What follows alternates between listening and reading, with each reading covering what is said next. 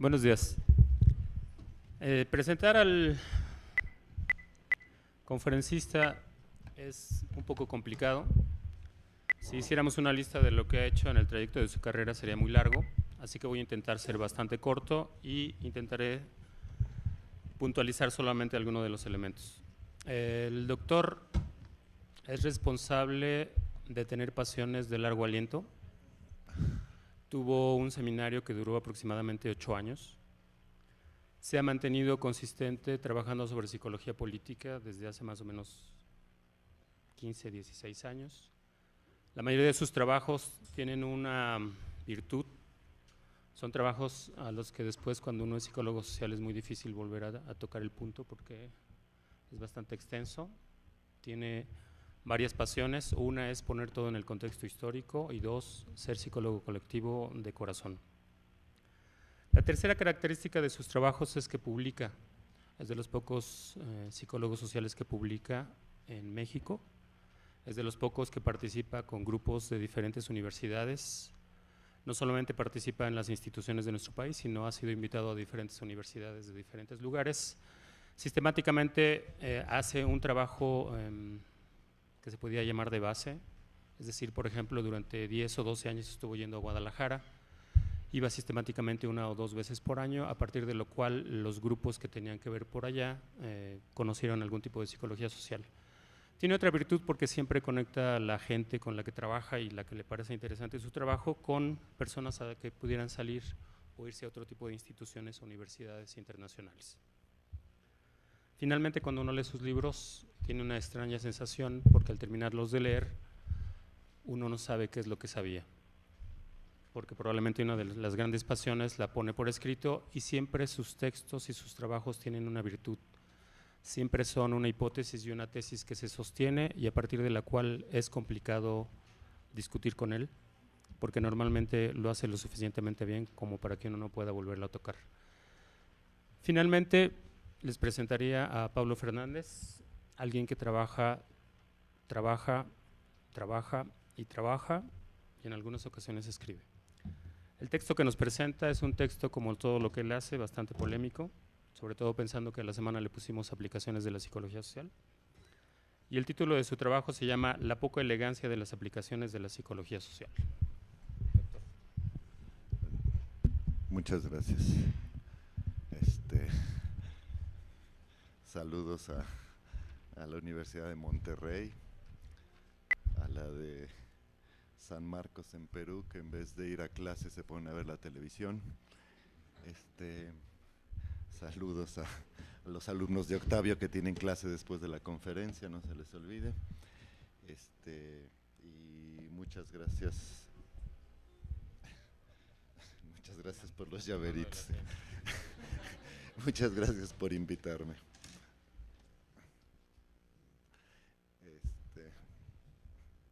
Lo complicado va a ser hablar con la televisión ahí enfrente, pero bueno.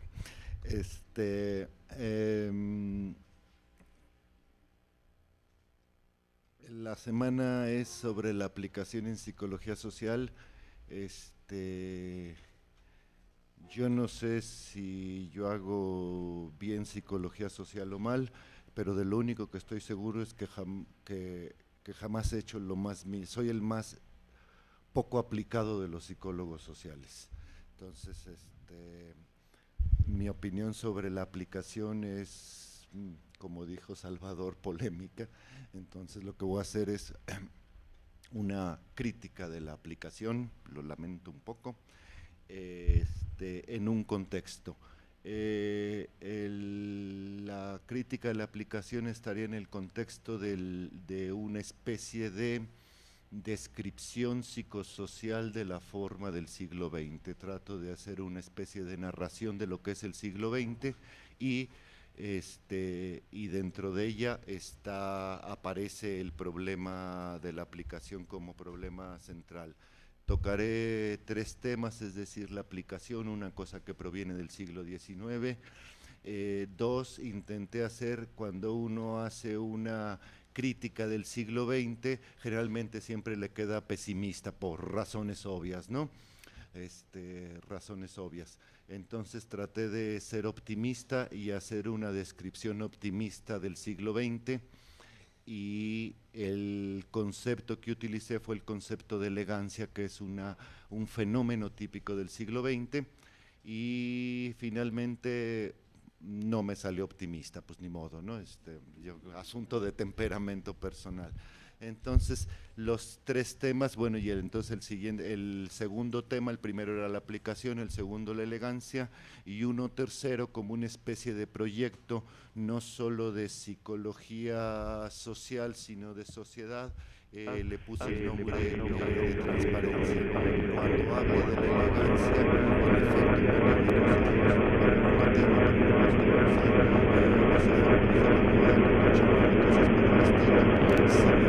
la elegancia se entiende sobre todo, a pesar de los ejemplos, por debajo de los ejemplos, como una forma de pensamiento sobre todo.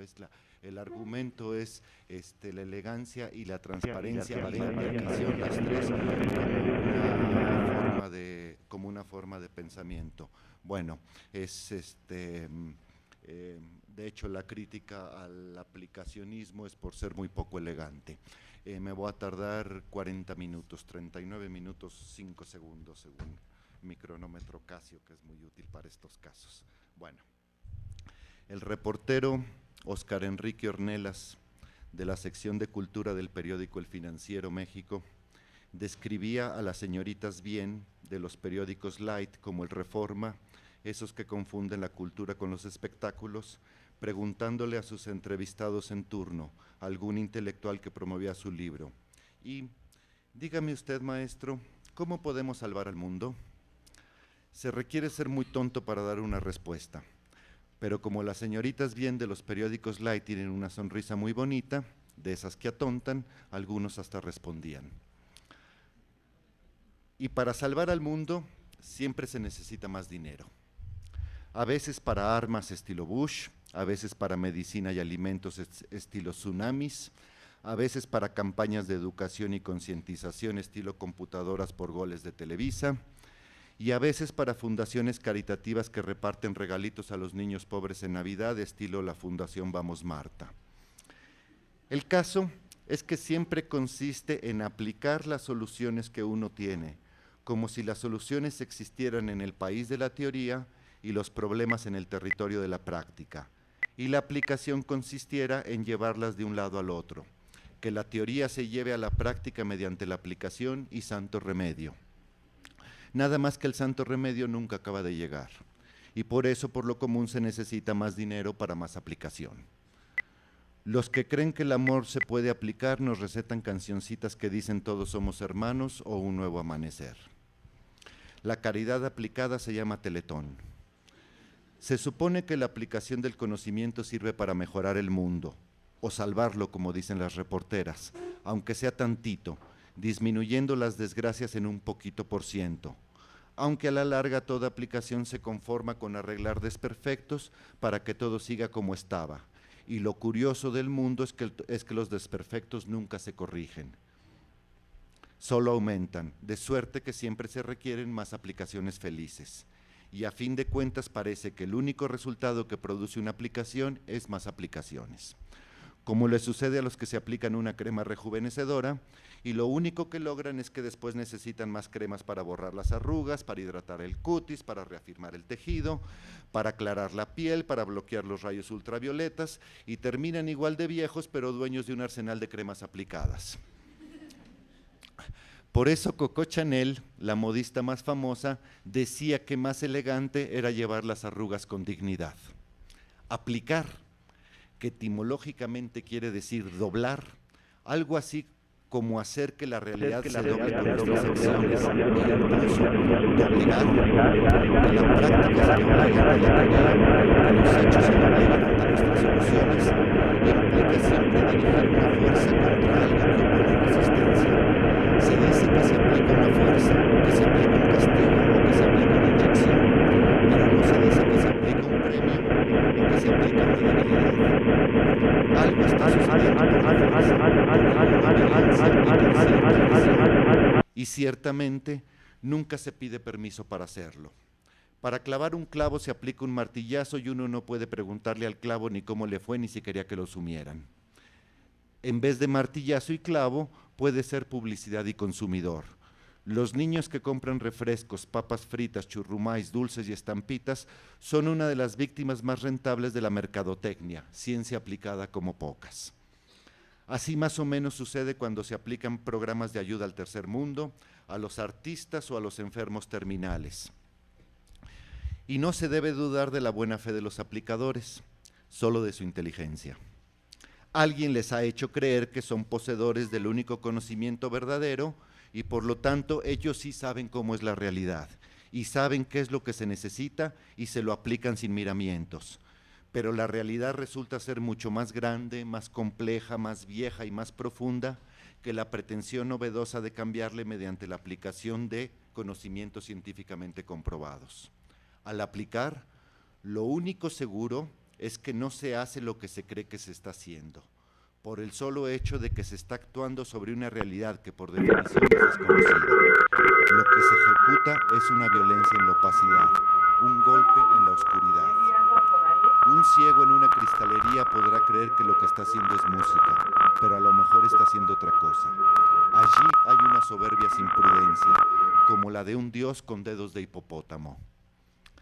En el siglo XVIII, que es cuando se instituyó la idea de la aplicación del conocimiento científico, la soberbia de asumir que la realidad había de ser tal cual uno había decidido que fuera y que a la sazón se había decidido que era como una máquina, los animales, perros y gatos, eran considerados como aparatos con mecanismos igualitos a los de un reloj.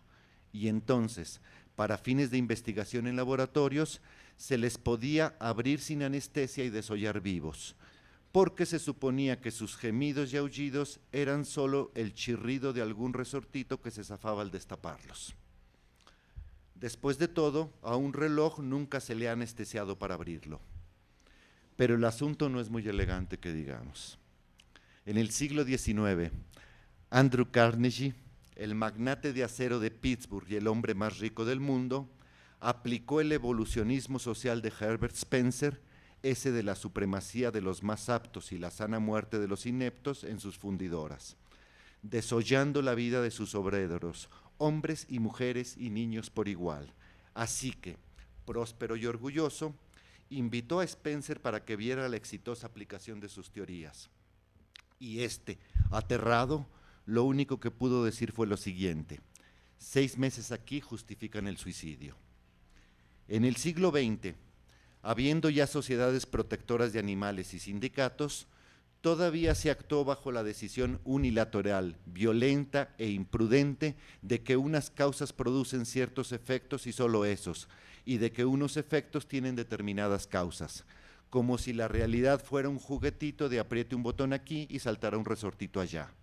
Pero como ya viene avisando la teoría del caos o el resto de las teorías de la complejidad, lo que produce una causa no es un efecto, sino algo genuinamente desconocido.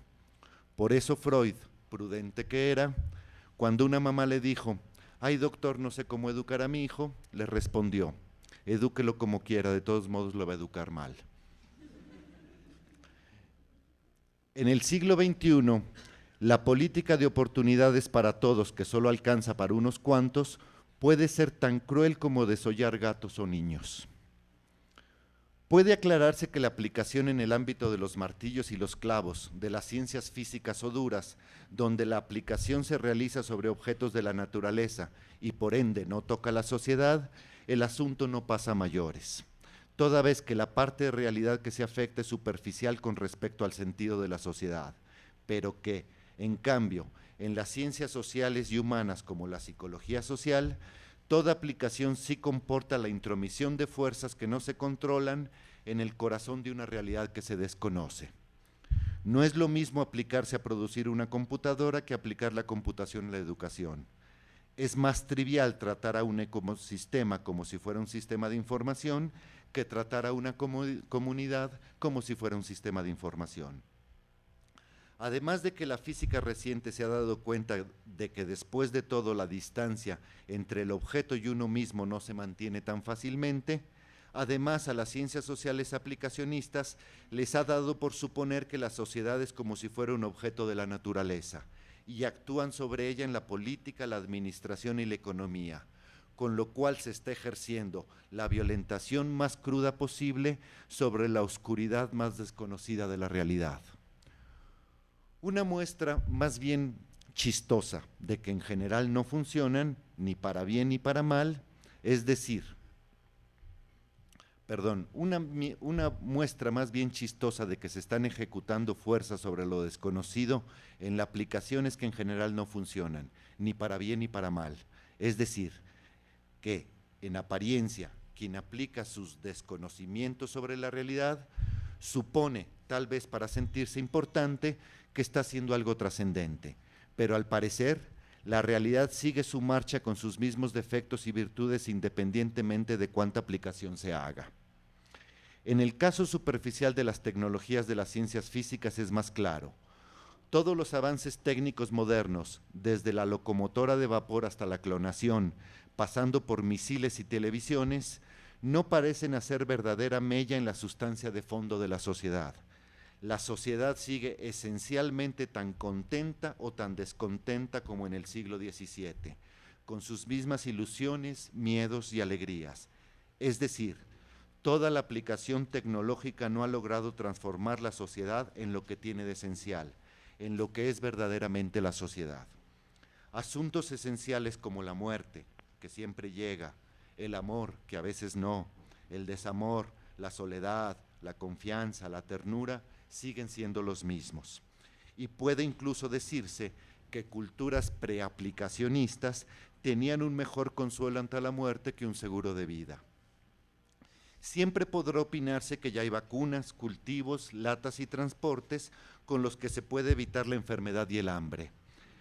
Pero hasta donde se sabe, la gente se sigue muriendo de eso a la manera tradicional. La quinta parte del planeta muriéndose de hambre no ayuda mucho a la opinión. Y el que haya algunos grupos privilegiados de individuos bien comidos, saludables y bonitos, menos. O mejor dicho de otro modo, parece que contra lo único que nunca se aplica nada es contra el poder. Porque toda aplicación acrecienta el poder en contra de la sociedad. Si esta cultura es civilizada, que en efecto lo es, no lo es por sus aplicaciones tecnológicas. Una advertencia. Nada de esto es un argumento contra la actividad práctica, contra hacer algo. Uno puede hacer lo que quiera, excepto dos cosas. Una, creer que está aplicando un conocimiento o una teoría a la realidad, porque de la misma manera que dedicarse a leer, escribir, hablar o contemplar es realizar una actividad, toda vez que pensar es hacer, así también cualquier cosa como cortar una lechuga o participar en un movimiento de resistencia clandestino, ya sea en Oaxaca o en la Ciudad de México, es participar del pensamiento, porque hacer es pensar. Y dos, la otra cosa que no se puede hacer es creer que se está salvando el mundo, o tal vez mejorándolo, siquiera un poquito, o cuando menos arreglando un desperfecto. Porque cuando uno hace lo que sea, partir una lechuga, lo que le guste, quejarse contra el gobierno, en realidad está haciendo algo mejor y más elegante. Está perteneciendo a su sociedad. Pero el mayor resultado que alcanza el furor aplicacionista es uno bastante paradójico, a saber, lo que produce la aplicación es dos puntos, más aplicación, porque su intención intrínseca no consiste en convertir su fuerza en práctica, sino solamente en producir esa fuerza, en la generación de poder por el poder mismo, como animal que solo le interesa alimentarse y ser cada día más animal, y ya lo demás, salud para todos, alimentos balanceados, educación general, erradicación de las enfermedades, le son indiferentes. A la primera máquina de vapor de James Watt de 1804 se le pudo haber suprimido el ruidero que hacía, pero no se hizo, porque con el ruido se hacía sentir su poderío. Louis Mumford, un historiador de la técnica, da otros ejemplos de la fuerza a la fuerza, que se pueden sintetizar en el que sigue. Para mover un bloque de 500 kilogramos, se necesita una fuerza de 345 kilogramos sobre suelo disparejo. Si se alisa el suelo, la fuerza necesaria baja a 295. Si se pone una plataforma sobre el suelo, baja a 275. Si se enjabona la plataforma, ya solo hace falta una fuerza de 82 kilos para moverlo. Si se colocan rodillos, nada más 15. Y si se pulen los rodillos, la fuerza que se necesita para mover un bloque de 500 kilogramos es de solamente 10 kilogramos. Y he aquí que lo que hace la tecnología, en vez de poner los rodillos, es fabricar una maquinota caricísima que aplique la fuerza de los 500 kilogramos crudos, porque el chiste es que se note la energía y el poder. Algo similar sucede al construir automóviles de 150 caballos de fuerza para llevar a la esquina a un señor que debería irse caminando. En vez de producir casas más limpias, lo que se produce es más utensilios de limpieza. Para aquietar el estrés de 500 kilos de la vida posmoderna, debido al tráfico, las prisas, las actividades diarias, el esfuerzo por aprovechar tantas oportunidades que nos da Fox, la competencia por el empleo, las ganas de ser líder, la necesidad de éxito, el ansia de prestigio, la productividad y la eficiencia, la obligación de ser creativo, la búsqueda de la calidad total, etcétera, lo que se hace es lanzar al mercado una serie de maravillas para facilitar la vida, como los teléfonos celulares, el internet, el Ticketmaster, el valet parking, todo en inglés casualmente, la atención personalizada, las tarjetas de crédito, los hornos de microondas, las pizzas a domicilio, con lo que se logra no quitar el estrés, sino que pese 1000 kilogramos en vez de 500. Y bueno, también se pueden aplicar vitaminas, masajes, yoga, cocaína, deportes extremos, y entonces ahí los ve uno correr de un lado a otro estresados por tener que ir a relajarse. ¿Cuándo? Para quitarse el estrés, la única manera es dejar de tener prisas. Oportunidades, liderazgo, triunfo, éxito, prestigio y demás zanahorias que lo provocan, y quedarse rascando la barriga. Esta es una sociedad en la cual para quitar el estrés se hacen cosas que lo aumentan, pero eso sí nos vemos bien modernos, ¿verdad? En suma, el final de la tecnología y de la aplicación industrial, el fin de la tecnología y de la aplicación industrial, administrativa, científico-natural o científico-social, no parece ser transformar la realidad, sino acrecentarse a sí misma, hacer más grande su poder y que con ello se reproduzca más tecnología y más ciencia que tenga que ser aplicada en lo único que sabe aplicarse, en producir más aplicaciones. Las nuevas generaciones de computadoras que vienen una tras otra parecen cumplir esto al pie de la letra. Las nuevas terapias psicológicas que vienen también una tras otra no se quedan atrás. Ciertamente, los aplicados son seres muy dinámicos, notorios, espectaculares, impactantes, que derrochan energía positiva, como si alguien los hubiera nombrado ejecutivos de la humanidad, que ven la vida como una serie de palancas y de comandos que hay que aplicar con toda decisión. Lo que les falta es elegancia. La elegancia, aquí es cambio de tema, la elegancia es un modo de ser que abarca maneras de pensar, de hablar, de comportarse, de mirar y de morir. Un modo de ser es una manera de vivir, y el de la elegancia es más o menos reciente. Aparecería en el siglo XIX, en plena manía industrial, brotando con el hollín de las fábricas que ennegrece las ciudades y enlutece la riqueza, y que hace un poco discordante creer que en eso radica la solución de la vida, y por eso toma distancia de las promesas y estragos del orden maquinal de la sociedad. La elegancia no es un acto como la aplicación, sino una actitud, como de serenidad fastidiada, como de superioridad con flojera, a la que le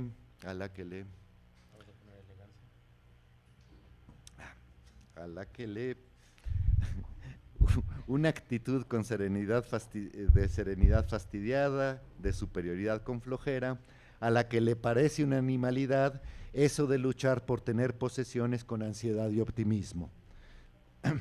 Los optimistas y los entusiastas no pueden ser elegantes, porque quieren todo, creen en todo y logran todo, es decir, son muy aplicados. Mientras que los elegantes, en vez de aplicados, son más bien desimplicados. Pareciera que la elegancia tiene algo de tristona, medio lánguida, pero es más bien convaleciente, como recuperándose del malestar maníaco del optimismo de orden y progreso del siglo XIX. Mientras que los optimistas quieren alcanzar el centro de atención, la elegancia quiere alcanzar la salida, porque se trata de ponerse no ya por encima del fracaso y la escasez, sino por encima del éxito y la abundancia. Diríase que los elegantes quieren sobreponerse al triunfo, y por eso les gusta andar con cierto aire de resignación. No quieren ganar, sino desganar.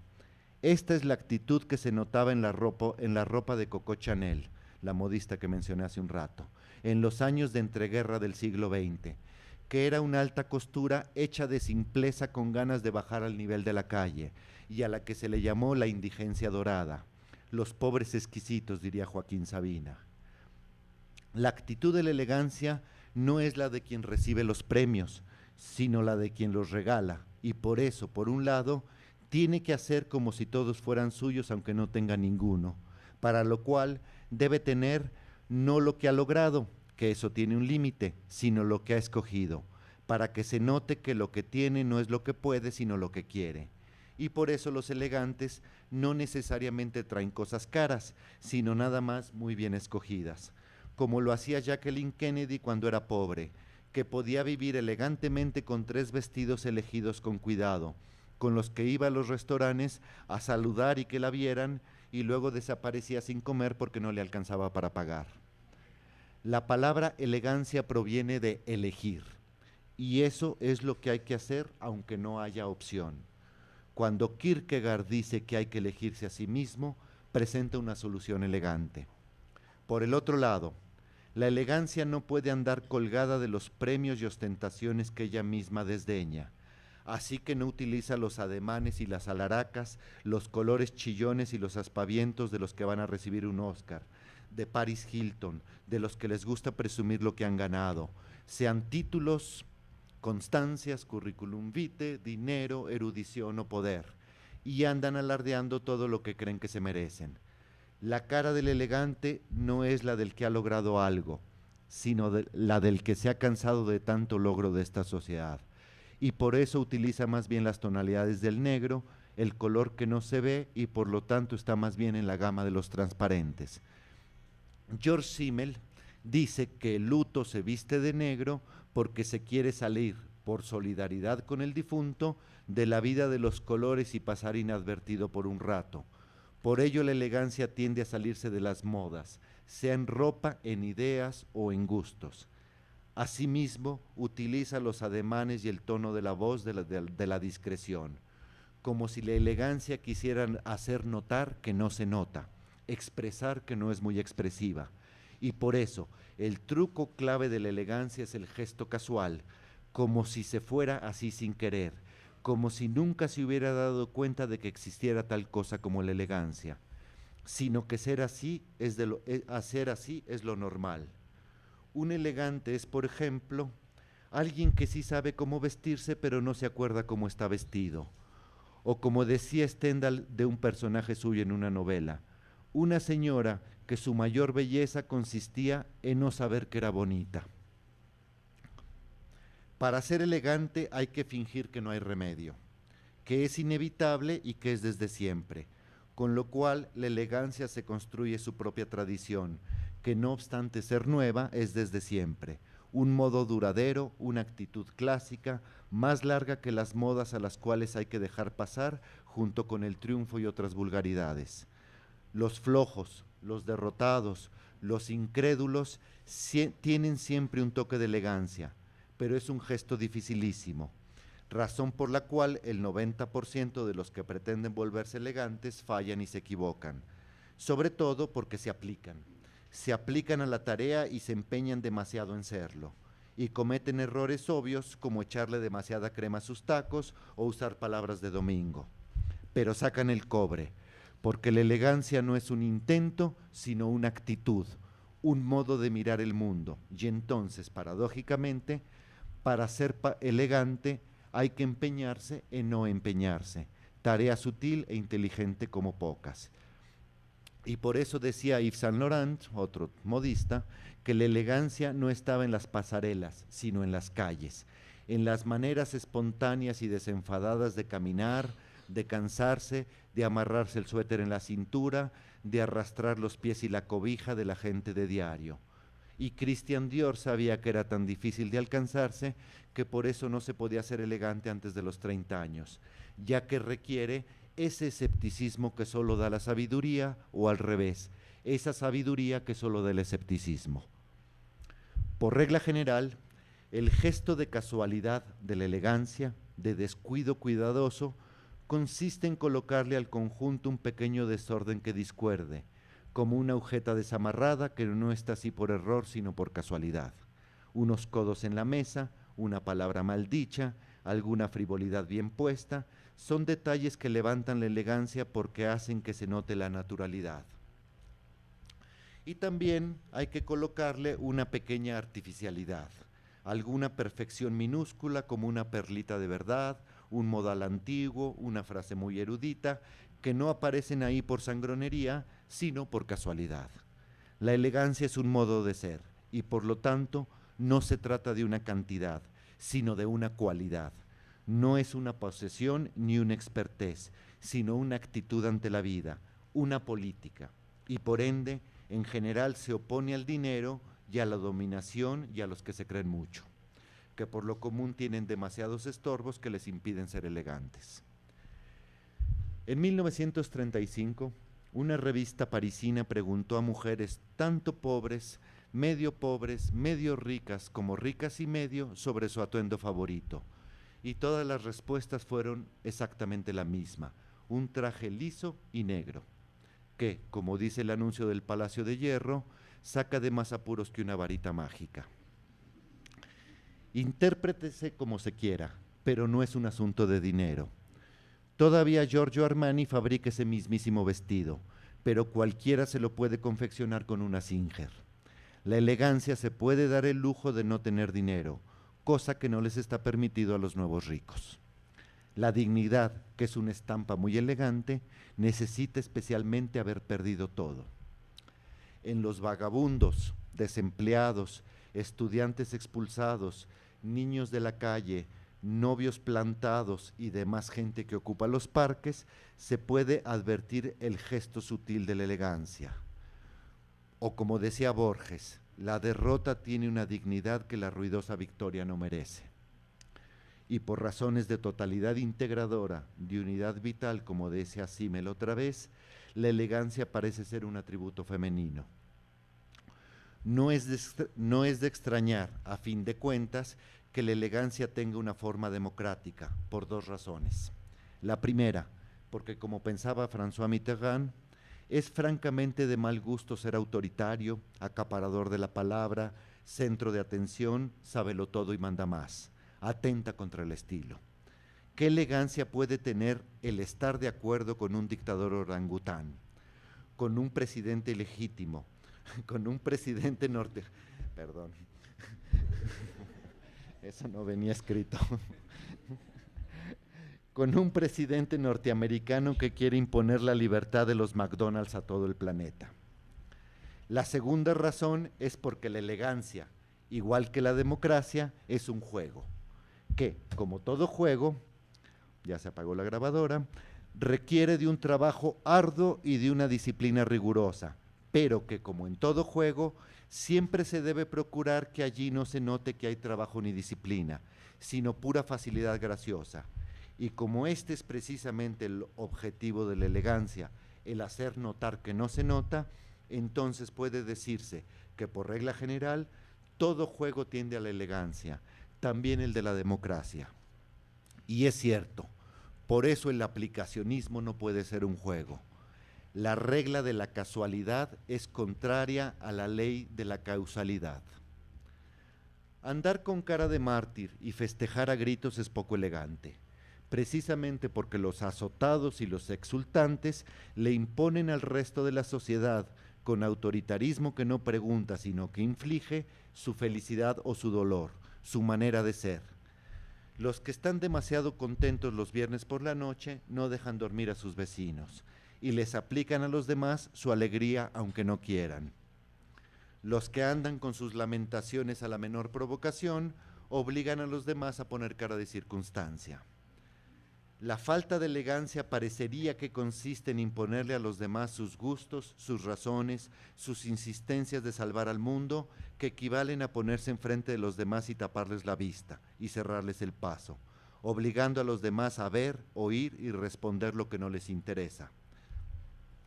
Quien acapara una conversación no puede ser muy elegante. Quien hace sentir mal a los demás tampoco. Hay una regla de juego que, según el país, se expresa como dar cancha, dar pelota o prestar la bola, no sé cómo se diga en Perú, por ejemplo, para que todos jueguen, y que es básica en el juego de la elegancia. La elegancia es ante todo sutil, y por eso lo elegante tiende a ser estilizado, lento, vaporoso, como para no estorbar el paisaje de nadie con sus aspavientos, como solo estando ahí para embellecer la situación, pero no para ocuparla. Como es esa vieja frase educativa de que procura que lo que vayas a decir sea mejor que el silencio. En efecto, el color de la elegancia es transparente, como el olor de los perfumes, con el que se pintan las cosas con el fin de no interrumpir, sino de ser visto sin tapar la vista, de presentarse, no como una novedad, sino como una ventana, que nunca abruma, sino solamente profundiza y enriquece todos los acontecimientos de la vida. Cortázar, en algún cuento, habla de un autorretrato en el que el pintor tuvo la elegancia de no pintarse a sí mismo. La elegancia es como el pudor de la razón. La fama, por ejemplo, no puede ser elegante, como bien lo supo Greta Garbo, que se convirtió en una figura transparente al retirarse en la punta de su fama, con lo que ennobleció el show business. Juan Rulfo hizo lo mismo y es el personaje más amable de la literatura en castellano. Nada que ver con las vedettes actuales del cine o de la literatura, nada que ver con Madonna o con Camilo José Cela. Recapitulando, la aplicación técnica como forma de mejorar la realidad todavía se asume como el procedimiento generalizado de la sociedad contemporánea, pero ya ni siquiera sus aplicadores se lo creen muy convencidos. A esta duda que se instila en el pensamiento contemporáneo se le puede denominar elegancia, y se trata de un modo de ser que no puede aceptar los procedimientos ciegos de la aplicación técnica, porque le resulta más honesto, esto es, más elegante, un escepticismo transparente que una verdad a ciegas. Hay suficientes indicadores de la presencia de la elegancia en la sociedad. El uso del lenguaje cotidiano, de la claridad, de la sencillez y la ironía en la literatura, por ejemplo la de Saramago, es un caso. Otro es la generación de teorías transdisciplinarias y menos poseedoras de la verdad absoluta, que por un lado hacen transparentes las fronteras entre las disciplinas y por el otro permiten que el lector pueda tener y dar una opinión, y que aparecen tanto en las ciencias naturales y físicas como en las ciencias sociales y humanas. La psicología social de Solomon Asch, o de Moscovici, o de Tomás Ibáñez son teorías elegantes. En lo político y en lo civil se puede constatar la asunción de posturas menos impositivas, más tolerantes y plurales, donde quepa más gente. Se diría que la elegancia es algo así como un movimiento de protesta, de queja o de burla, contra el espectacularismo y la imposición de una manera a martillazos de arreglar las cosas. La elegancia es el modo de hacer que los tecnócratas se sientan tontos.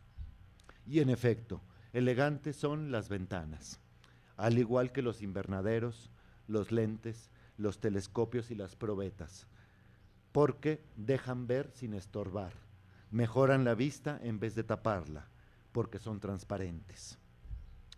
El vidrio es un invento de casi siempre, sorprendente sin duda.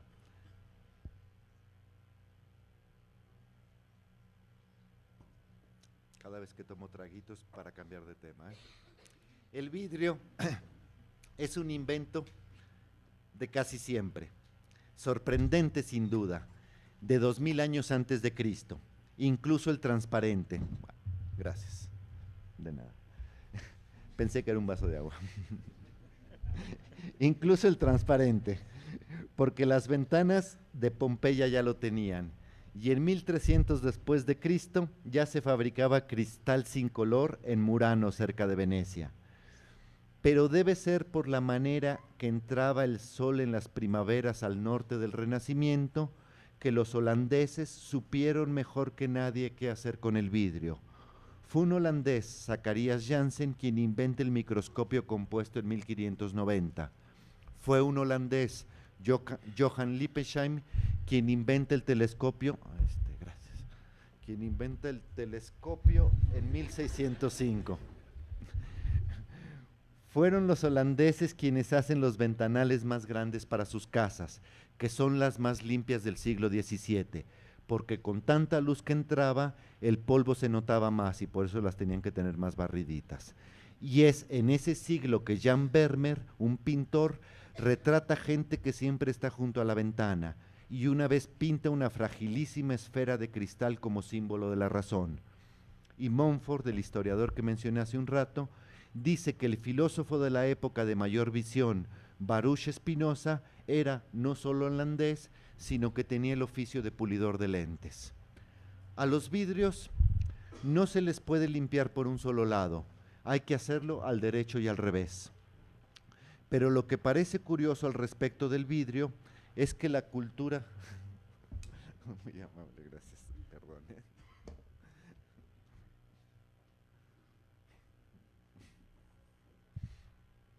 Ya me dio pena.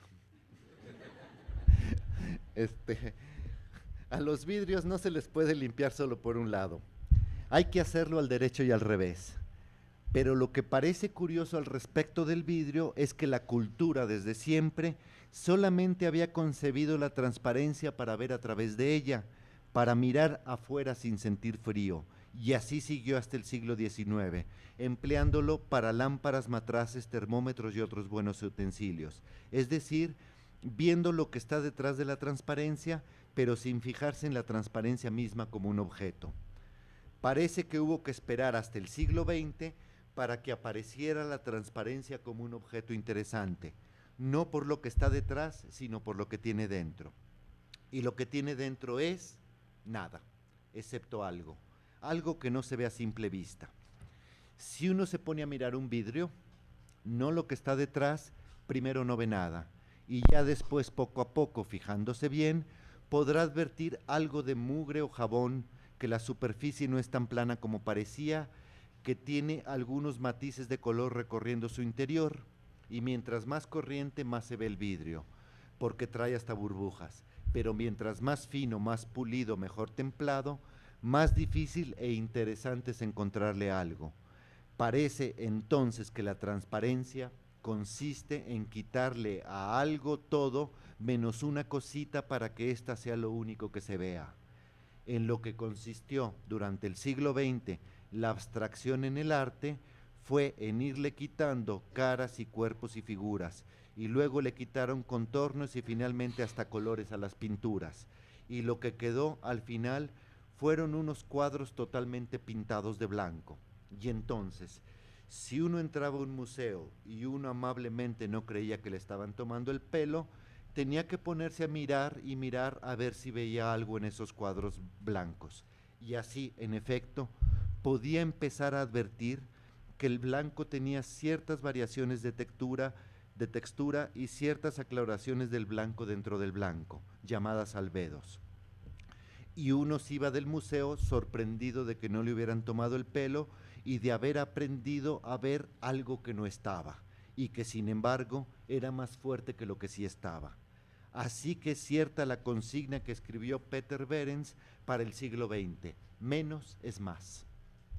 A estas alturas de la producción en serie y de la acumulación de cosas, es verdaderamente fácil poner una alfombra sobre el piso, un mueble sobre la alfombra, una televisión sobre el mueble, un aparato de sonido sobre la televisión prendida, un teléfono sobre el aparato de sonido y poner un disco para oírlo mientras llama a sus cuates, con el periódico enfrente. Esto es muy fácil tapar la vista, el tacto, los oídos con cosas y hacer un mundo opaco. Lo difícil es quitarlas. Requiere mucho más atención, cuidado, voluntad y trabajo quitar y quitar cosas sin perderse de nada.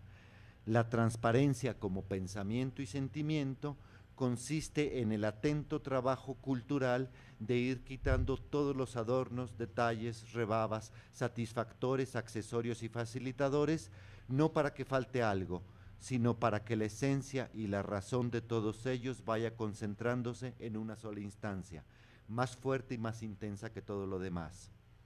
Es más fácil tener miles de distractores para tener la vida llena que no tener distracciones para tener la vida plena.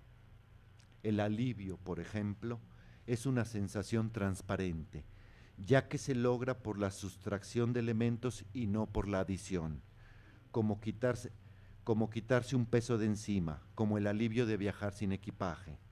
La sociedad será mejor cuando a las mercancías de consumo se les ponga, como a los cigarros o al alcohol, la leyenda de advertencia que diga: recuerde, lo que usted compre tendrá que cargarlo.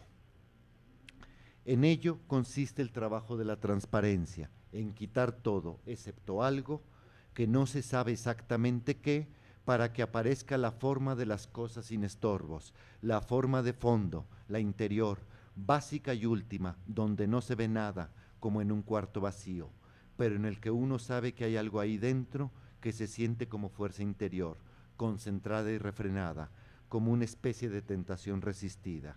Y en efecto, en un cuarto vacío lo que hay es uno mismo. Y en efecto, es muy fácil dejarse llevar por las tentaciones de poner, de añadir, de extender, de acumular. Y cuando uno hace todo esto, se ve muy activo y aplicado.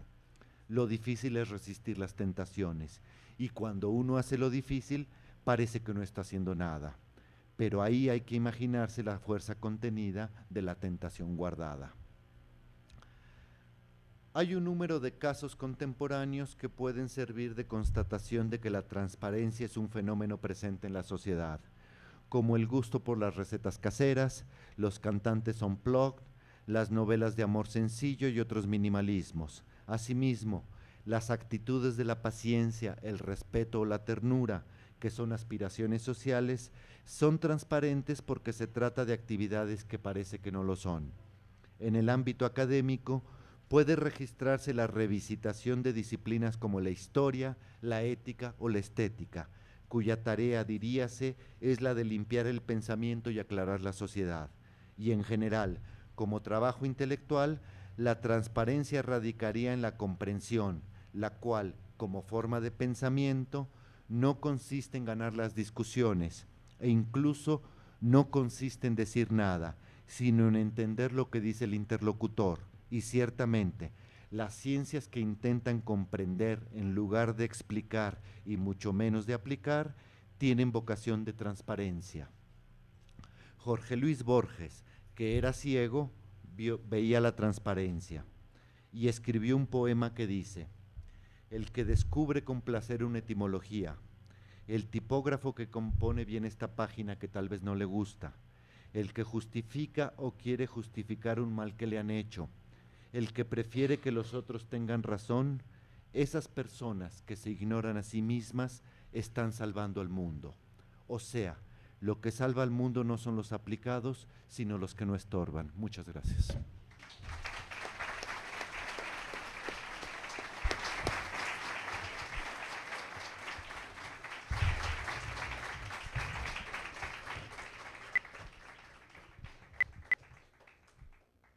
Bueno, por la dinámica que ha seguido la semana de psicología, les preguntaríamos a los que están enlazados si tienen alguna pregunta, y en caso de que en 3 segundos no contesten, le daremos la palabra a los compañeros de la sala.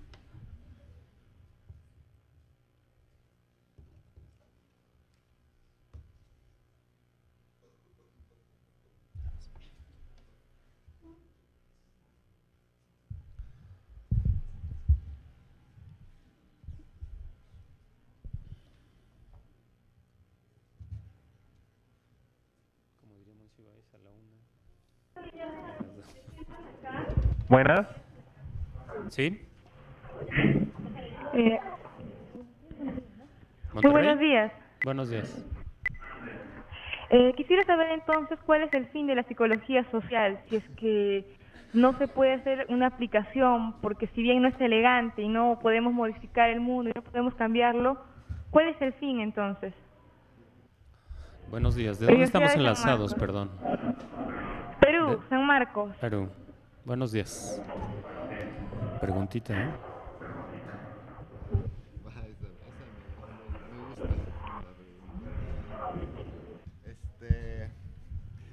Muy buenos días. Por ahí un psicólogo social, creo que el más radical y anarco de todos los psicólogos sociales vivientes, que se llama Tomás Ibáñez, un español, bueno, un francés casi. Opina él que el fin de la psicología social es destruir a la psicología social. La razón por la cual lo plantea es porque porque la intención es tender a una desdisciplinarización del conocimiento, es decir, no encasillar, no encerrar a la psicología social a un solo territorio, a un solo cubículo y a un solo presupuesto. Las razones por las cuales está dividida la psicología social de la sociología, de la antropología, de la filosofía, de la ética, de la estética y de la vida real es para poder dividir el presupuesto de las universidades en rebanadas de pastel. Parece ser que esa es la única razón, para que haya muchos jefes que puedan tener un puesto, más o menos. Creo que esa es la única razón y por eso es la tendencia a la desdisciplinarización del conocimiento. Esa es la respuesta más o menos de Tomás Ibáñez, que evidentemente me gusta mucho, me divierte mucho. La respuesta que yo daría en lo personal sería: ¿hay algo más importante que transformar la realidad? Creo, ¿hay algo más importante que aplicarla? Uno entiende las razones de la aplicación por razones económicas, es decir, uno tiene que conseguir trabajo y si le dan trabajo de psicólogo aplicado, lo que tiene que hacer es tomarlo, por supuesto que sí. Por supuesto que sí, pero eso no es un problema de la psicología social, sino es un problema de uno que necesita el trabajo, que es diferente. Entonces uno efectivamente tiene la obligación vital, personal de sobrevivir y de repente, bueno, de conseguir el trabajo, por supuesto que sí, pero ese no es un problema de la psicología social como disciplina o como teoría. La psicología social tiene, creo que la pretensión de la psicología social y el argumento incluso para la gente es: hay algo más importante que eso. Lo que intentaría la psicología social es comprender la realidad, comprender al mundo. De eso creo que es lo importante. Y cuando se comprende la realidad y se comprende al mundo, se está haciendo lo que mencionaba en la conferencia, que es lo verdaderamente importante. No se trata de cambiar al mundo, sino se trata de pertenecer a él, de pertenecer a la sociedad. Eso es lo que da sentido a uno mismo y le da sentido a la sociedad. Cuando uno encuentra un trabajo de psicólogo social aplicado, una cosa importante ahí es que está uno perteneciendo a este mundo en donde hay problemas de empleo, desempleo, donde hay aspiraciones, donde hay gustos, donde hay sueños. Eso es lo que está dando verdaderamente sentido. De hecho, para eso quiere uno el trabajo, no tanto para sobrevivir física y biológicamente, sino para convertirse en perteneciente de esta sociedad, lo cual no implica, no tiene nada que ver contra la práctica, es decir, la gente que está quejándose, marchando y oponiéndose ante las... Ojalá fueran nada más opresiones en Oaxaca, pero creo que son estupideces en Oaxaca. Creo que el problema de nuestro gobierno actual no es tanto lo gandaya, sino lo tonto. Eso luego es más grave. Aparte de estar defendiendo su universidad allá, de estar defendiendo un movimiento, de estar propugnando derribar a un gobernador, lo que está haciendo es divirtiéndose, riéndose, etcétera, porque está perteneciendo a un movimiento y con eso está perteneciendo a una sociedad. En última instancia, probablemente la psicología social, cuando todavía era filosófica, podría decir de que de lo que se trata la realidad es de encontrarle sentido, y la psicología social y las psicologías en general lo que intentan es criticar ahí donde no aparece el sentido de la vida y propugnar y plantear cómo puede aparecer el sentido de la vida. Creo que en última instancia de eso se trataría. Gracias por la pregunta. ¿Tendrán otra pregunta?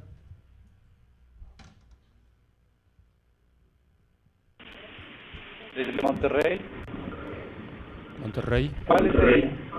¿Cuáles serían entonces las aplicaciones que han logrado los psicólogos sociales elegantes?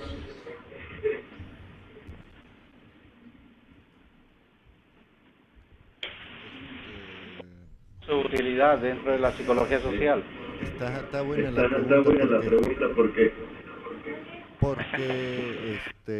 lo que contestaría uno, la mejor aplicación que han logrado los psicólogos sociales elegantes es, pues creo que no ser aplicados, una, y dos, no existir, probablemente. Esa es una muestra grande de elegancia, como en el autorretrato que mencionaba Cortázar. Pero tomándola por el otro lado, creo que iría, a mí me da impresión, por dos lados me parece que sería. Uno, pues, por el lado de lo que Michael Billig, un psicólogo social, no sé, inglés o escocés, no sé, llama la retórica, es decir, la posibilidad de contraargumentar a la corriente dominante en psicología social, que es dominante en términos de universidades, pero también es dominante en términos de dominación y de mantenimiento de un statu quo tejano, para decirlo rápido, de intentar instalar la forma de pensar tejana al resto del planeta, que no es muy elegante la forma tejana, creo. Ese sería, es decir, una retórica o una contraargumentación frente a la dominación, otro tipo de discurso dentro de la psicología social. Y en efecto existe una cosa que se llama la psicología social crítica, así se han puesto a últimas fechas, de repente ya no saben qué nombre ponerse, pero es una psicología que es crítica sobre todo del poder y por lo tanto del tipo de conocimiento que le sirve a unos cuantos, del tipo de conocimiento que está generando la psicología social ortodoxa o estandarizada o tejana, ¿no? Ese sería una posibilidad. Y otra posibilidad que de repente no aparece es, en todas las tesis, conferencias, congresos, proyectos, lo que se presenta son sobre todo informes, estudios sobre la sociedad. Generalmente no se presentan proyectos de sociedad. A lo mejor habría que dejar tanto los estudios de cómo es la realidad para ponerse a hacer proyectos, es decir, planteamientos de corte un poquito más utópico, proyectos de cómo podría ser la sociedad y tratar de echarlos a andar. Si no funciona, no importa, después de todo ningún proyecto funciona en esta vida, pero el proyecto en sí mismo ya consistiría en presentar, en plantear una especie de ilusión en el mejor sentido de la palabra, es decir, cómo podría ser la realidad de otra manera, de una realidad mejor, y eso alegra, eso levanta el ánimo. Por ahí daría mi respuesta. ¿Alguno de los enlaces que quiere hacer otra pregunta?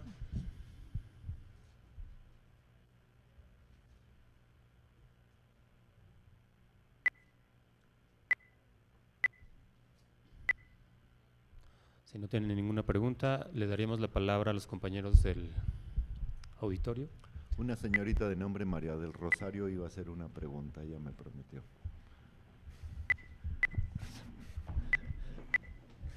Ya la vi que se rió.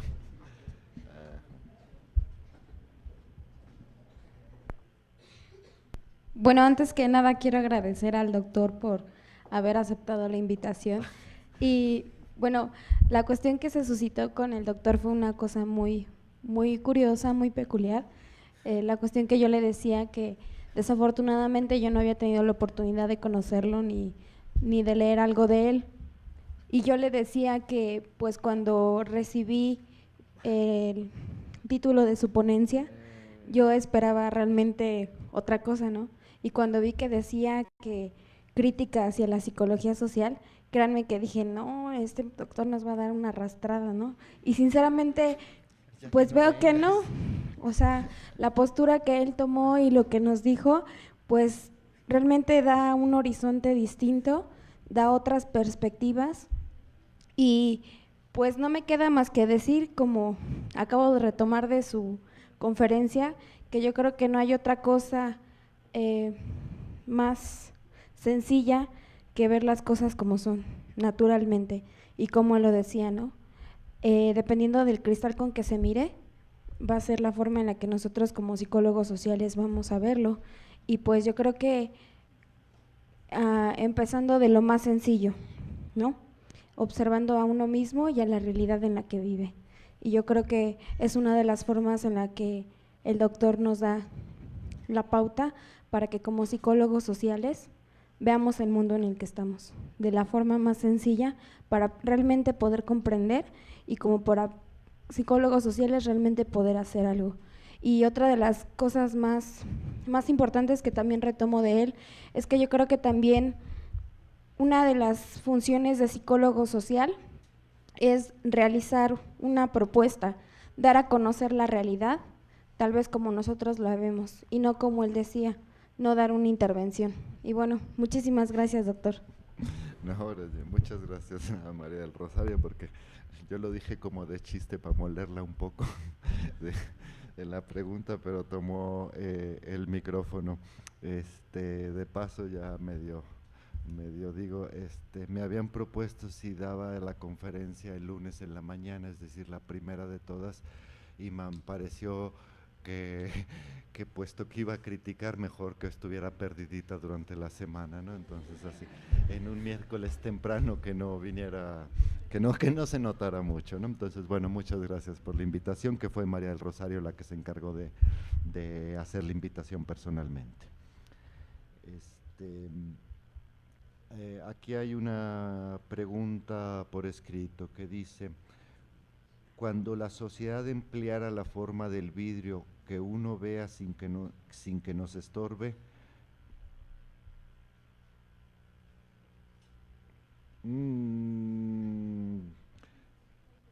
la rehago. Si uno emplea la forma del vidrio, ¿cómo puede ver a través de él si uno está inmerso en él, es decir, dentro de la sociedad? En efecto, yo creo que es un problema metodológico básico en donde se resuelve de tres maneras posibles. La primera es la manera del cientificismo, en donde se declaran ajenos a su objeto, como si estuvieran distanciados del objeto, y lo ven como si vieran llover ahí desde lejos y supuestamente no se implican. Desde ese punto de vista, o sea, eso funciona para la física, pero si uno es psicólogo y trata que con los pensamientos y los sentimientos, con las maneras de ser de la gente, uno, si no la siente, no puede saber de qué se trata. Entonces, la manera distante del cientificismo no funciona más que para efectos de estatus y de prestigio, para sentirse uno muy neutral, pero no funciona. La otra, la contraria, opuesta, tampoco funciona. Es decir, si uno se implica en el objeto, es decir, si uno quiere conocer la borrachera, por decir algo, lo menos indicado para conocer la borrachera es estar borracho. Es decir, si uno se implica en lo mismo, lo menos indicado para conocer el amor es estar enamorado. Cuando uno está enamorado no entiende razones igual que los borrachos. Entonces, es decir, implicado dentro del objeto no se puede tampoco, entonces tiene uno que buscar una situación. La otra, finalmente la posibilidad de estar situado en el límite de la realidad. Creo que esa es la que le corresponde al psicólogo social. En el límite de la realidad significa, es como cuando uno está parado en una frontera. Estar parado en la frontera entre México y Estados Unidos, la pregunta sería, ¿dónde está uno? ¿En México o en Estados Unidos? La respuesta es en los dos, efectivamente. Puede uno estar fuera de la realidad, dentro de la realidad al mismo tiempo, y entonces ahí estaría. Es decir, uno no tiene que estar dentro del vidrio ni dentro de eso, sino dentro y fuera al mismo tiempo. La situación la posibilidad del límite es una que está planteada dentro de la psicología social. Por ejemplo, vuelvo a mencionar el nombre por tercera vez, por ejemplo en George Simmel, que tiene un artículo que se llama Los extraños. Un extraño es alguien que pertenece a un grupo, pero al mismo tiempo hay algo en él que hace que no pertenezca, y los extraños son los que mejor pueden conocer a uno, por ejemplo, ¿no? Como el extraño al que uno le cuenta sus cuitas, chismes y toda su vida durante un viaje de tren. Uno le cuenta todas las intimidades que no le contaría a nadie, porque después de que se baje del tren ya no lo va a volver a ver jamás, ¿no? Entonces, que es lo mismo con el confesor o con el cantinero, ¿no? Es decir, son gentes desconocidas a las que, o el psicoanalista, uno les cuenta todo porque no los va a volver a ver. Ese papel del extraño sería el papel del psicólogo social, lo cual paradójicamente es un papel un poquito antisocial, pero en fin. Bueno, ya. ¿Preguntas? Compañera. Bien, buenos días, soy Gustavo Palestina. Tengo por aquí una pregunta y al mismo tiempo, bueno, también un comentario. Ya había mencionado parte de esta respuesta. ¿Es más conveniente ofrecer un proyecto como psicólogo social que esperar una oportunidad de trabajo?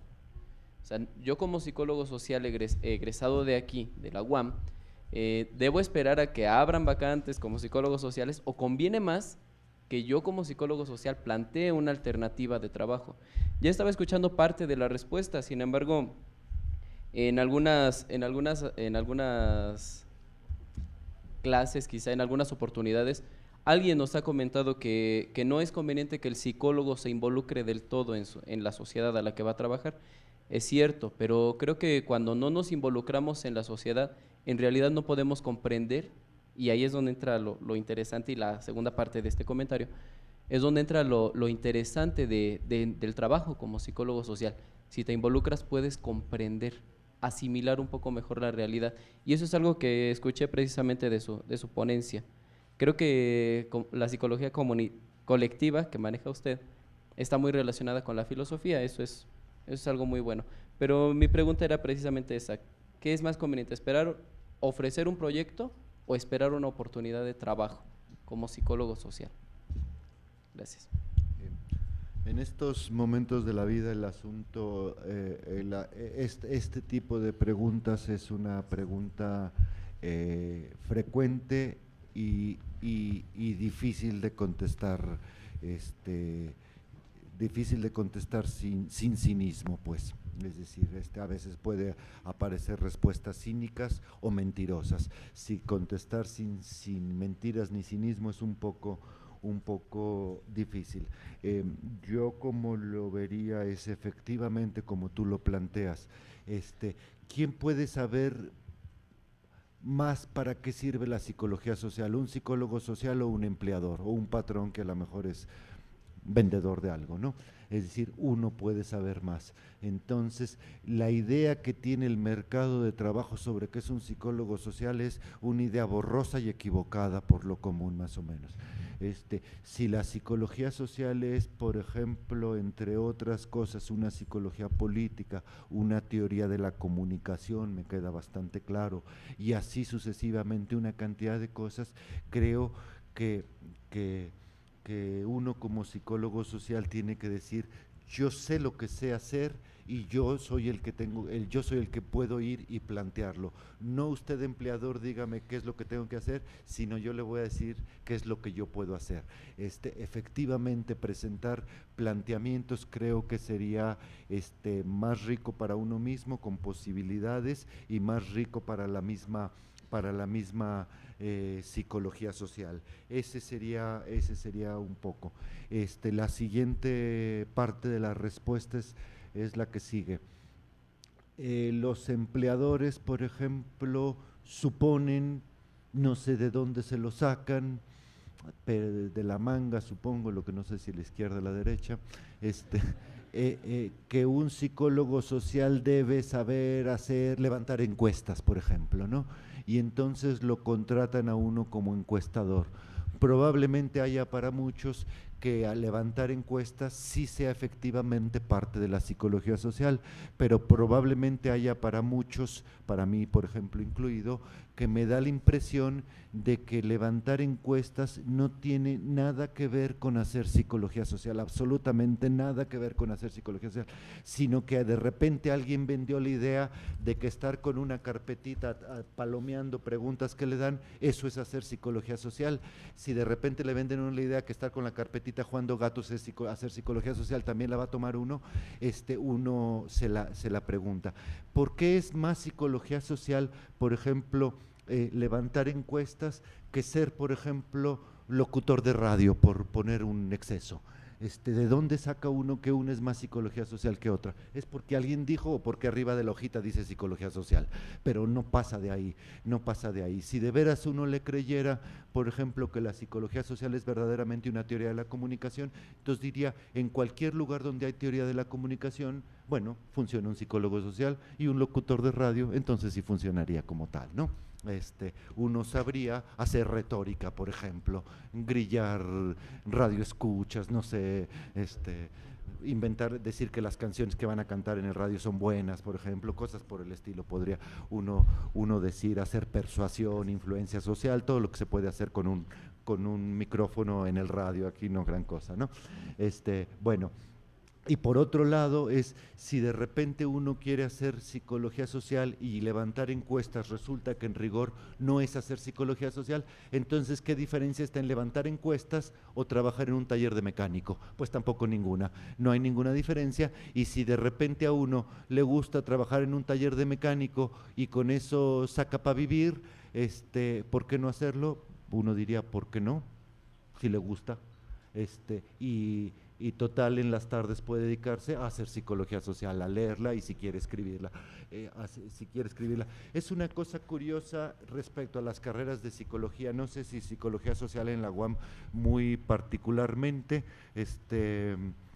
una encuesta que sacó Miguel Ángel Aguilar sobre la carrera de los psicólogos sociales, sumamente interesante, pero en general puede uno decir de la facultad, de las carreras de psicología social, de psicología, que los estudiantes tienen generalmente una especie de otra profesión o de otra carrera o de otra vocación. Es una carrera muy femenina, entonces aparece gente que estudia psicología, pero al mismo tiempo hace danza, artes plásticas, grilla, política, etcétera, computación, son hackers, etcétera. Es decir, hay una cantidad de cosas que aparecen además de hacer psicología. Entonces, además de hacer psicología social. Thank you for attending the conference. You are the first participant. Please hold. Gracias. Entonces uno podría plantear de repente, decir, eso otro que hacen todos los psicólogos sociales y que nadie sabe qué hacemos, no sabemos qué hacen, eso otro, ¿por qué no juntarlo con la psicología social y entonces empezar a dedicarse a hacer como labor, como trabajo, lo que a uno más le gusta? ¿Qué es eso otro que hace junto con psicología social? Por ahí irían mis respuestas, creo que un poquito nebulosas, pues. Bueno, tenemos dos preguntas aquí, pero les vamos a agradecer a los compañeros de Zacatecas si elaboran su pregunta.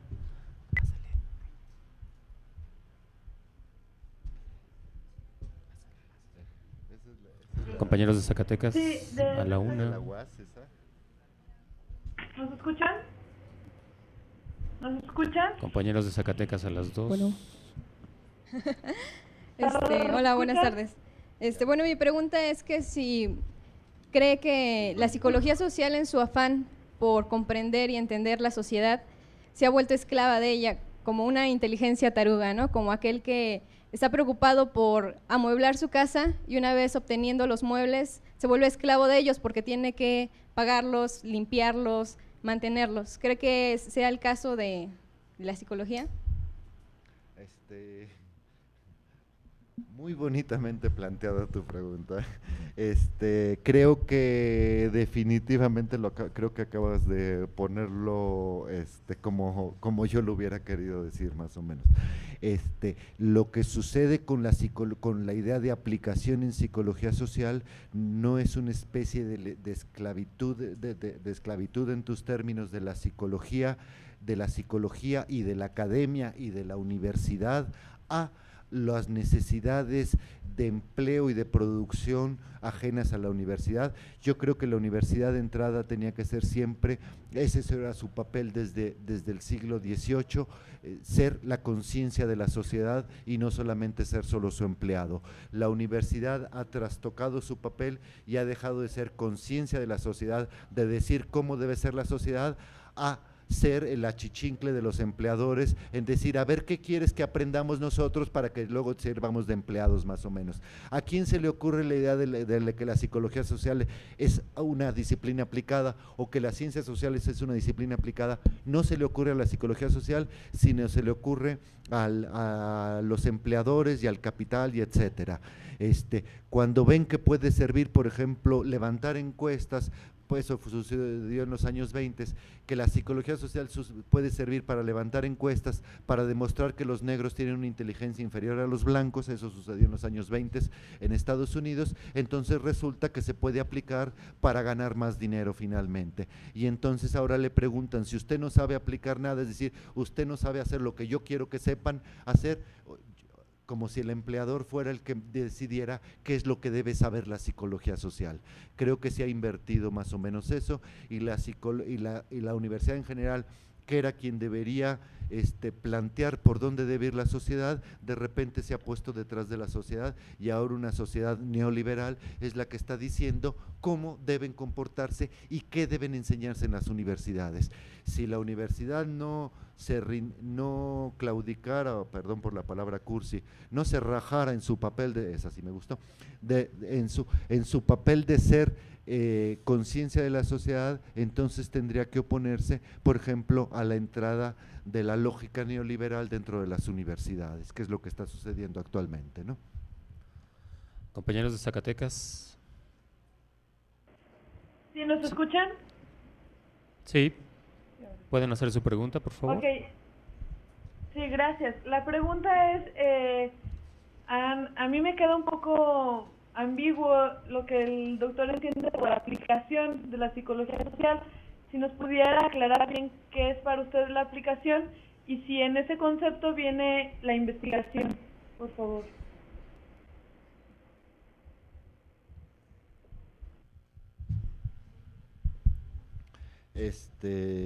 Tienes toda la razón, creo que en ningún momento dije que era más o menos la aplicación en psicología social. Entiendo la aplicación en psicología social como un hecho más de orden, digamos, epistemológico, un problema de conocimiento, es decir, el hecho de partir la realidad en dos, parte la realidad en dos y entonces queda de un lado la teoría y del otro lado queda la práctica. Y entonces la aplicación sería el hecho de que por un lado se aplica la psicología social y por otro lado tiene su marco teórico, o el hecho de que la teoría se puede aplicar a la práctica. Por razones de conocimiento no existe esa posibilidad de aplicación. La práctica es su propio conocimiento, la teoría es su propio conocimiento y por lo tanto la aplicación no funciona de ninguna manera como forma. Creo que la aplicación surge de un tipo de pensamiento que parte a la realidad en dos. El argumento del tipo de psicología social que yo hago es tratar de hacer una psicología social que no fragmente a la realidad. Por lo tanto, en el momento que uno trata de no pensar una realidad partida en dos, ni en cuatro ni en seis, en ese momento desaparece la posibilidad de la aplicación. Y en segundo lugar, las investigación, ya la aplicación no significa investigación, de repente todas las investigaciones que se hacen son investigaciones aplicadas porque son para las únicas que hay dinero y para las que hay muchísimos congresos y cosas por el estilo, pero no hay nada en el término investigación que implica que tenga que ser aplicada. Las investigaciones pueden ser teóricas, la psicología social es una cosa que todavía se sigue haciendo con palabras, como decía Gergen, y por lo tanto, bueno, la investigación tiene que seguir siendo todavía con palabras, es decir, tiene que seguir siendo todavía teórica. Habrá una investigación aplicada que es finalmente, en el mejor de los casos, una forma de la práctica más que otra cosa. Y hay por su lado una investigación teórica que va muy poco muy poco prestigiada, muy poco hecha, porque de repente hay un problema con la investigación teórica, es decir, que cualquier rollo charlatán se puede decir, no, es que es investigación teórica, entonces si cualquier rollo funciona como teoría, creo que la teoría es bastante más difícil, lo que pasa es que se confunde mucho con la charlatanería, pero bueno, ese es un problema, es un gaje del oficio de hacer teoría. No sé si respondí bien, pero bueno. Les agradecemos mucho a los compañeros que estaban conectados. Por motivos de tiempo vamos a terminar con una pregunta de la compañera que desde hace tiempo está aquí. Buenas, no sé si es días o tardes. Bueno, yo, pues más que una pregunta, ni apunte porque, bueno, lo voy a terminar de sonrojar. Quiero declararme una ferviente admiradora de usted, ya lo conocí en el Congreso de Toluca, y pues bueno, a pesar de que muchos teóricos poco elegantes lo consideran a usted pues un mutilador de la psicología social que la ha partido a la mitad, yo creo que efectivamente usted es la soga que o bien nos ayuda a salir del charco en el que estamos metidos con tanta metodología absurda, o bien es la soga que nos ayuda a colgarnos, ¿no? Y a no tener un empleo y pues seguir pensando en una psicología social esquizofrénica, pasando del lado real al lado irreal. Pero bueno, eso es lo sabroso de la complejidad, ¿no? Y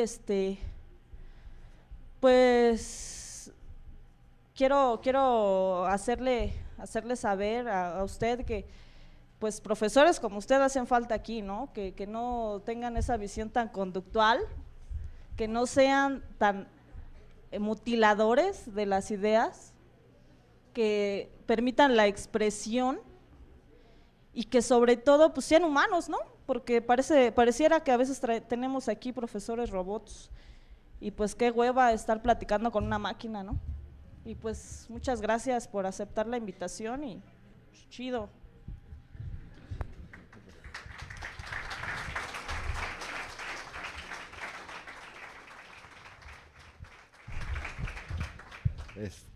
Pues te lo agradezco mucho, me levanta el ánimo, en efecto sí me sonrojaste, y por ahí nada más con eso concluiría.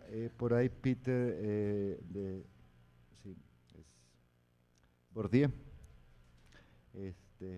Pierre Bourdieu, dice por ahí en algún momento que de lo que se tiene que tratar, bueno, por ejemplo, Maffesoli habla en algún momento de que el papel del pensamiento, es decir, de la teoría, no consiste en cambiar el mundo, sino en acompañar a la gente. Es decir, la teoría lo que hace es acompañar a la realidad. Ese me parece un rollito bastante consolador, me parece, respecto de Maffesoli.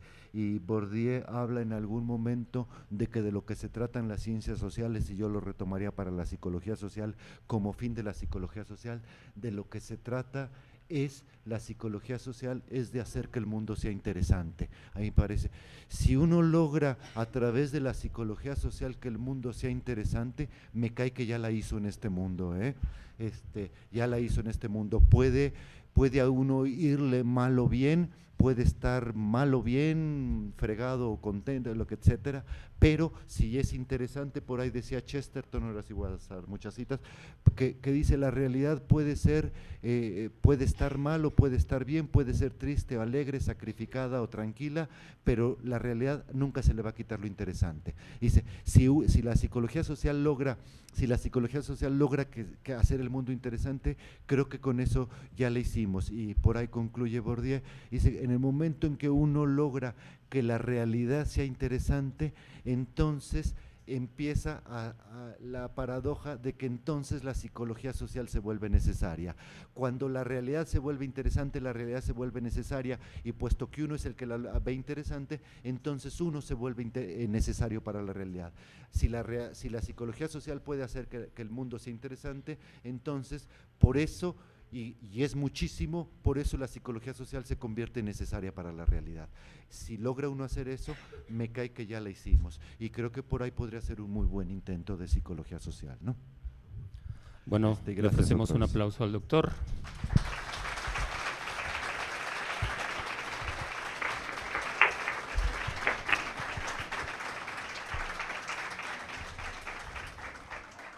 Muchas gracias, se los agradezco mucho, de verdad. A nombre de los alumnos que organizaron la semana y que te invitaron, a pesar de sus reticencias, te ofrecen un pequeño presente.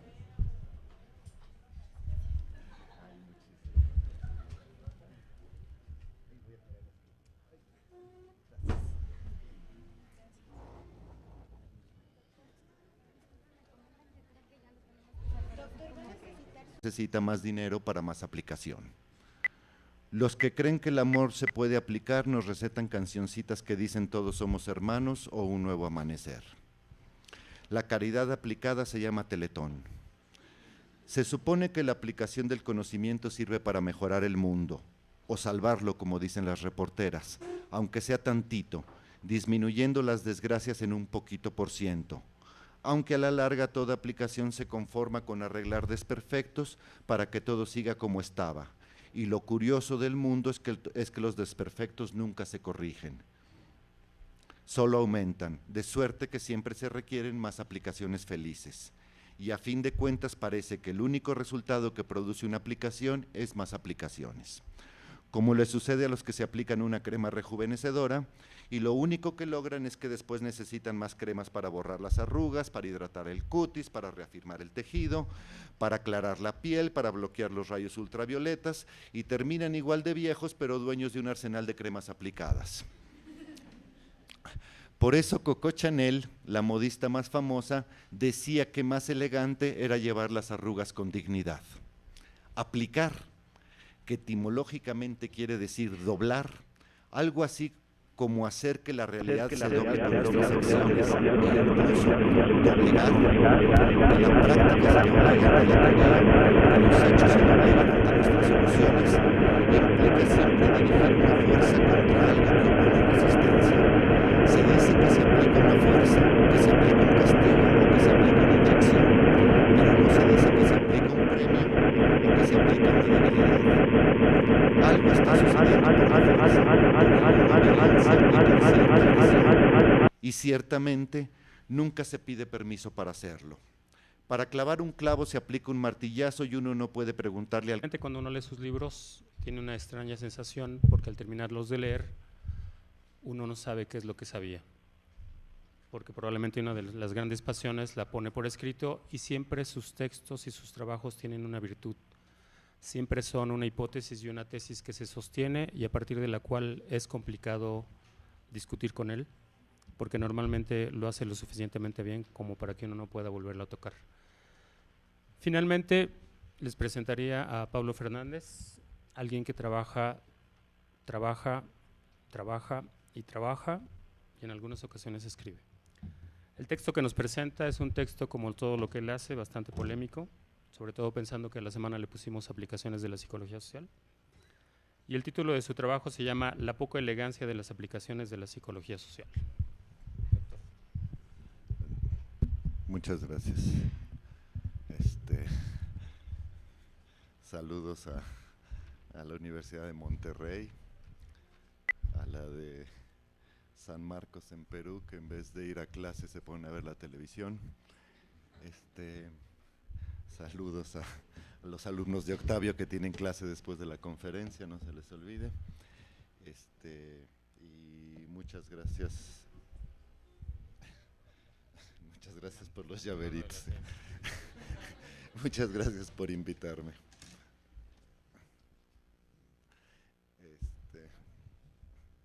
Lo complicado va a ser hablar con la televisión ahí enfrente, pero bueno.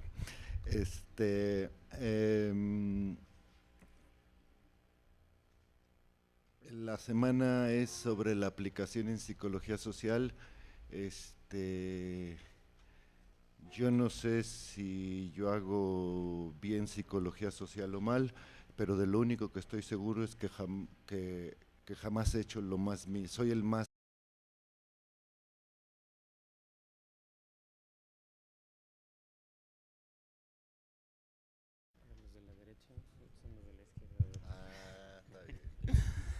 Buenos días. Presentar al conferencista es un poco complicado. Si hiciéramos una lista de lo que ha hecho en el trayecto de su carrera sería muy largo, así que voy a intentar ser bastante corto y intentaré puntualizar solamente algunos de los elementos. El doctor es responsable de tener pasiones de largo aliento. Tuvo un seminario que duró aproximadamente 8 años.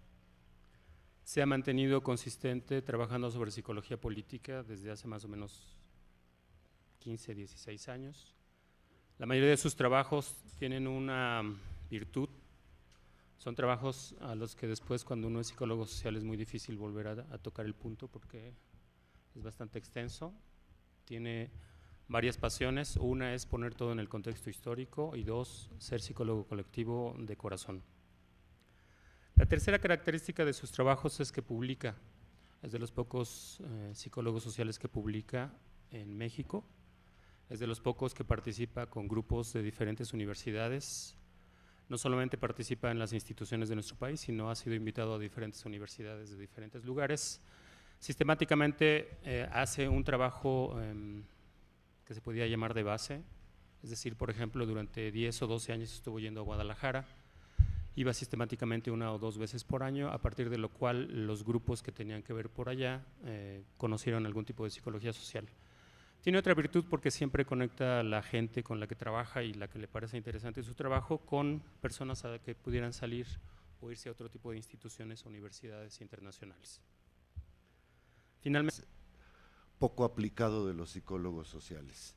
Entonces, mi opinión sobre la aplicación es, como dijo Salvador, polémica.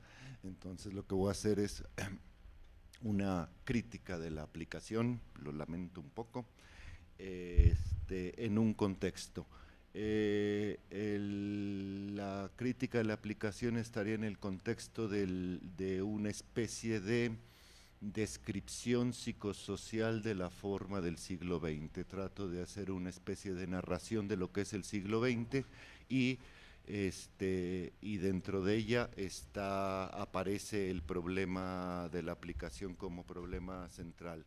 Tocaré 3 temas, es decir, la aplicación, una cosa que proviene del siglo XIX.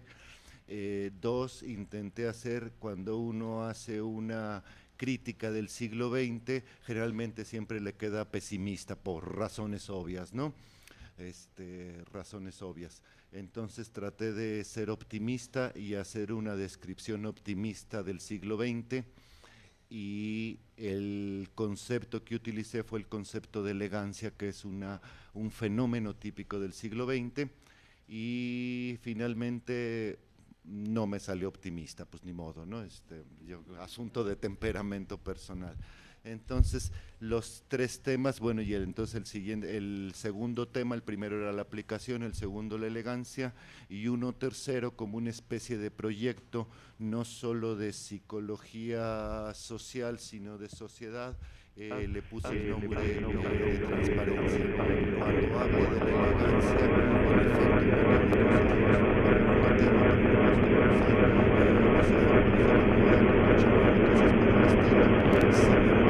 elegancia, se entiende sobre todo, a pesar de los ejemplos, por debajo de los ejemplos, como una forma de pensamiento sobre todo.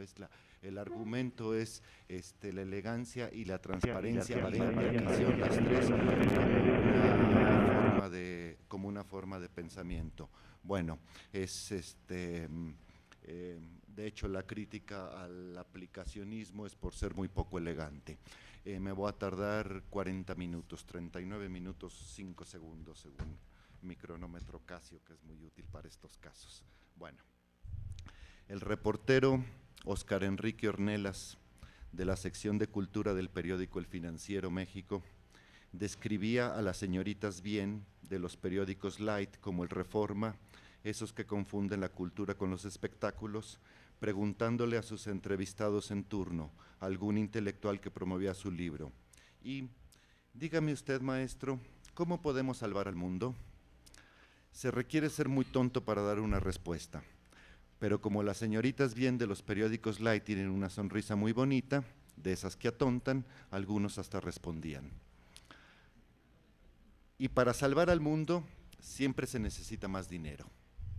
A veces para armas estilo Bush, a veces para medicina y alimentos estilo tsunamis, a veces para campañas de educación y concientización estilo computadoras por goles de Televisa, y a veces para fundaciones caritativas que reparten regalitos a los niños pobres en Navidad, estilo la Fundación Vamos Marta. El caso es que siempre consiste en aplicar las soluciones que uno tiene, como si las soluciones existieran en el país de la teoría y los problemas en el territorio de la práctica, y la aplicación consistiera en llevarlas de un lado al otro, que la teoría se lleve a la práctica mediante la aplicación y santo remedio. Nada más que el santo remedio nunca acaba de llegar, y por eso por lo común se necesita